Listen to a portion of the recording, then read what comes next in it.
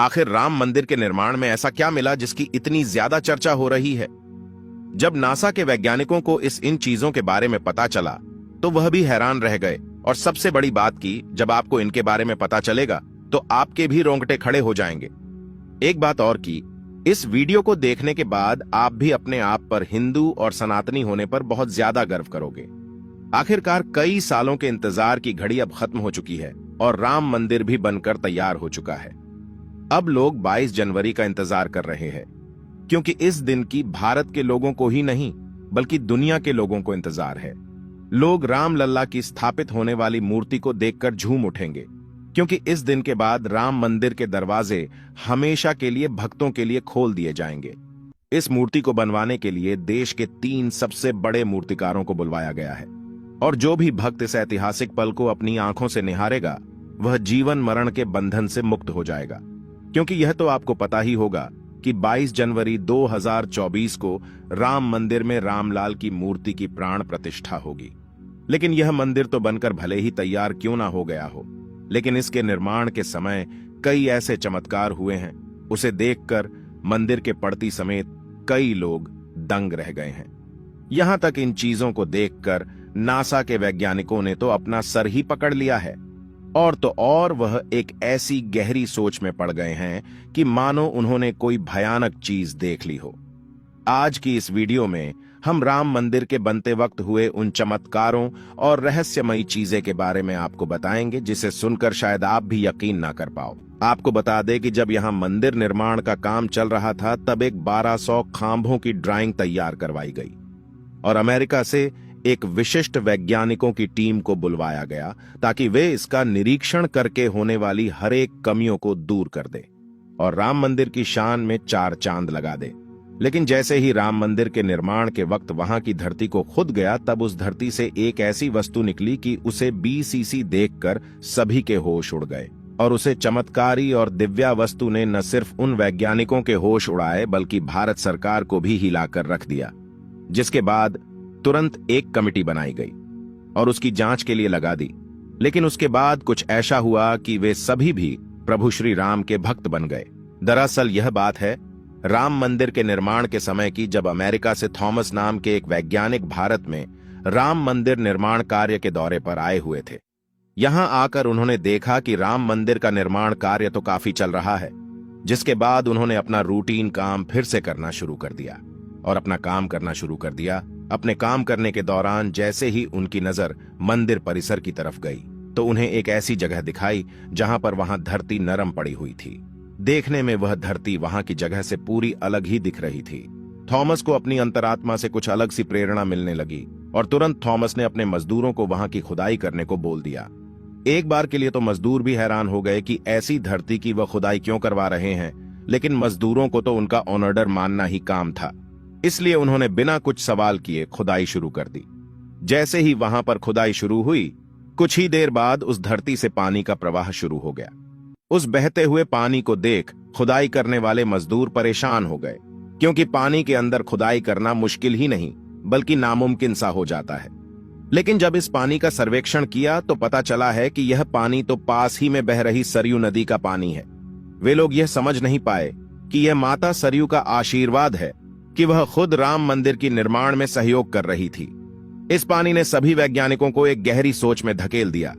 वे यह सोचने लग गए कि अगर ऐसे ही पानी निकलता रहा तो जहां एक भव्य मंदिर का निर्माण कैसे हो पाएगा, क्योंकि एक पानी वाली सतह पर मजबूत मंदिर बनवाना कोई हंसी खेल की बात नहीं थी। उस समय सभी के दिमाग में एक ही बात थी कि सरयू नदी का मंदिर की भूमि के नीचे मिलना कोई चमत्कार है या फिर कोई कुदरत का करिश्मा, यह कोई भी नहीं जानता था।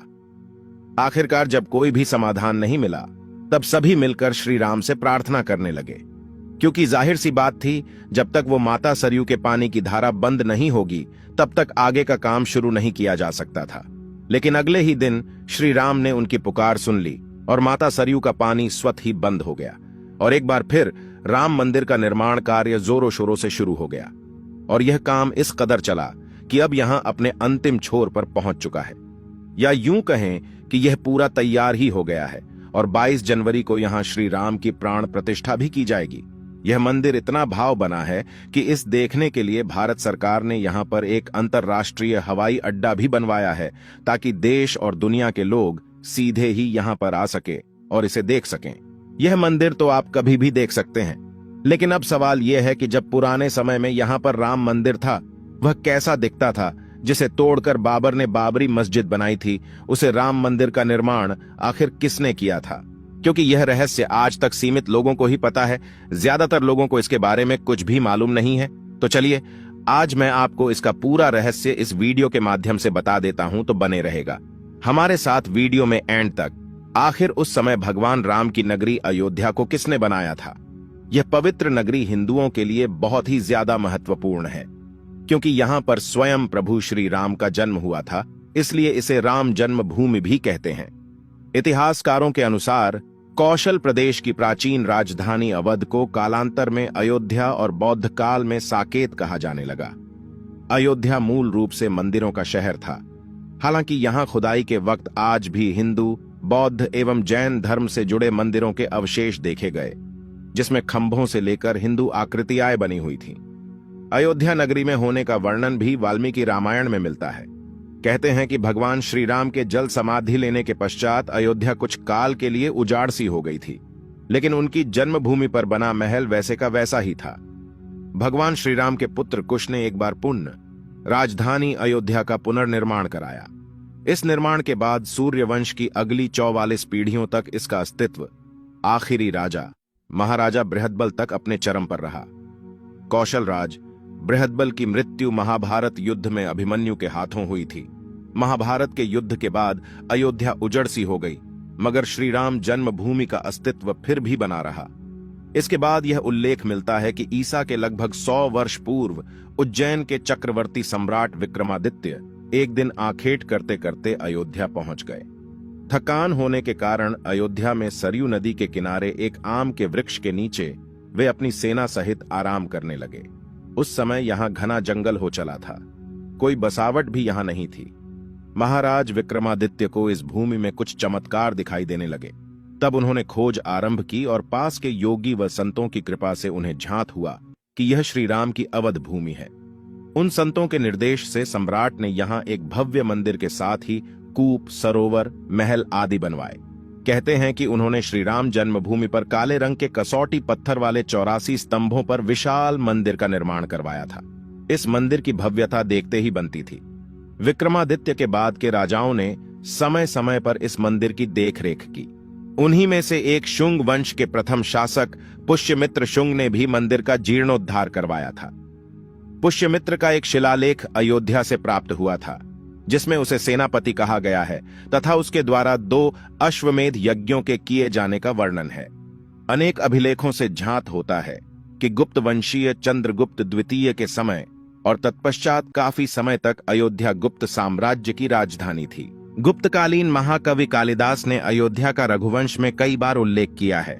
इतिहासकारों के अनुसार 600 ईसा पूर्व अयोध्या में एक महत्वपूर्ण व्यापार केंद्र था। इस स्थान को अंतरराष्ट्रीय पहचान 5वीं शताब्दी में ईसा पूर्व के दौरान तब मिली, जबकि यह एक प्रमुख बौद्ध केंद्र के रूप में विकसित हुआ। तब इसका नाम साकेत था। कहते हैं कि चीनी भिक्षु फाहियान ने यहां देखा कि कई बौद्ध मठों का रिकॉर्ड रखा गया है। यहां पर 7वीं शताब्दी में चीनी यात्री हेनत्सांग आया था। उसके अनुसार यहां 20 बौद्ध मंदिर थे तथा 3000 भिक्षु रहते थे, और यहां हिंदुओं का एक प्रमुख और भव्य मंदिर भी था, जहां रोज हजारों की संख्या में लोग दर्शन करने आते थे। इसके बाद ईसा की 11वीं शताब्दी में कन्नौज नरेश जयचंद आया तो उसने मंदिर पर सम्राट विक्रमादित्य के प्रशस्ति शिलालेख को उखाड़कर अपना नाम लिखवा दिया। पानीपत के युद्ध के बाद जयचंद का भी अंत हो गया। इसके बाद भारतवर्ष पर आक्रांताओं का आक्रमण और बढ़ गया। आक्रमणकारियों ने काशी, मथुरा के साथ ही अयोध्या में भी लूटपाट की और पुजारियों की हत्या कर मूर्तियां तोड़ने का क्रम जारी रखा। लेकिन 14वीं सदी तक वे अयोध्या में राम मंदिर को तोड़ने में सफल नहीं हो पाए। विभिन्न आक्रमणों के बाद भी सभी झंझावातों को झेलते हुए श्री राम की जन्मभूमि पर बना भव्य मंदिर 14वीं शताब्दी तक बचा रहा।